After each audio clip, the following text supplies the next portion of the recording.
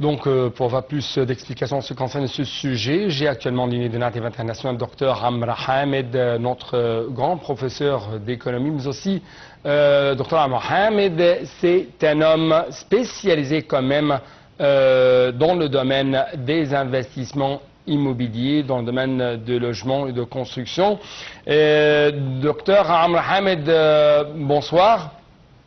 Bonsoir, Monsieur Hani. Bonsoir, Monsieur Amr Hamed. C'est un choix tout à fait pertinent d'être avec nous pour commenter ce sujet. Donc, ma question porte principalement sur votre point de vue concernant les opportunités et les défis dans ce secteur. Ok. Je dois vous rappeler au commencement que je suis par profession et par spécialisation comme économique, je suis un peu conservateur. Ouais. On commence avec les défis. Consultant. Exactement, oui. Consultant, oui. Oui. Mais un peu conservateur. Ouais. On commence avec les défis du logement pour les jeunes en Égypte en général, qui font face à plusieurs défis majeurs. On peut commencer avec quelques défis, 5 ou 6 défis pour les jeunes de point de vue logement. Premièrement, c'est le coût élevé du logement en général.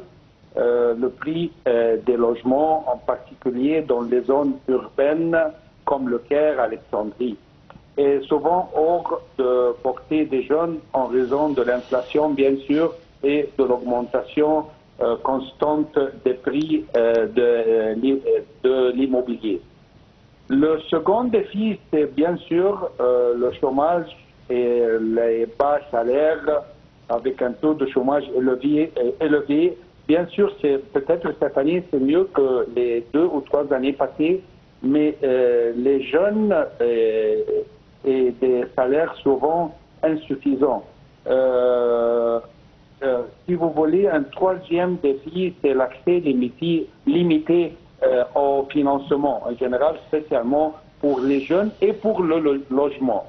Je veux aussi parler d'un autre sujet qui représente maintenant un défi pour le logement en général, pas seulement pour les jeunes, c'est les réfugiés, le nombre de réfugiés en Égypte maintenant qui est déclaré à peu près de 10 millions de réfugiés qui viennent de la Syrie, de Soudan, des autres pays africains, de Palestine. Et j'espère qu'après les événements de cette semaine, on ne va pas voir des réfugiés qui viennent de Liban aussi.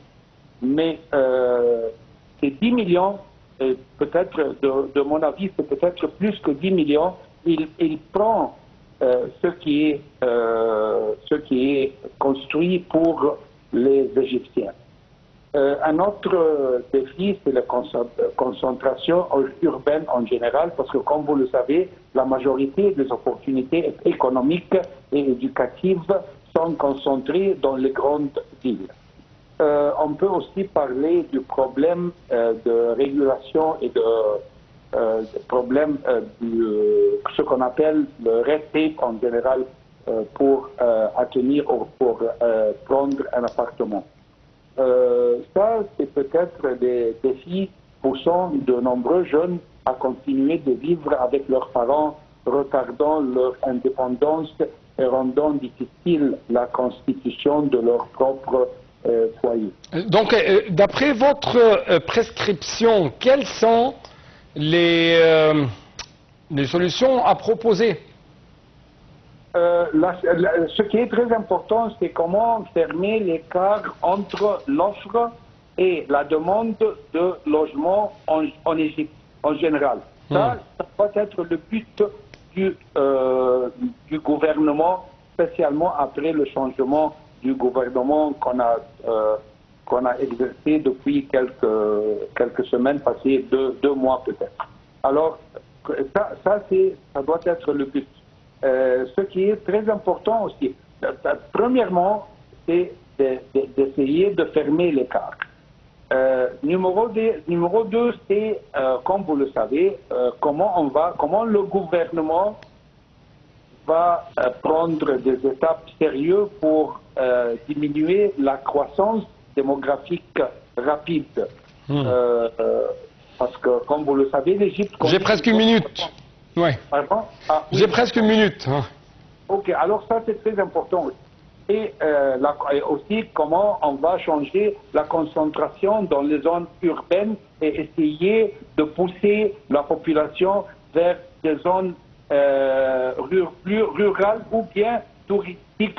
Vous venez de parler maintenant du côte méditerranée de l'Égypte. Oui. Comment pousser la population vers ces zones aussi. Ça, oui. C'est très important.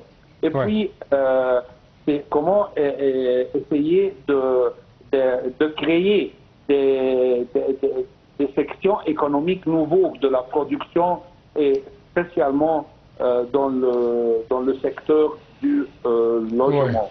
Oui, oui.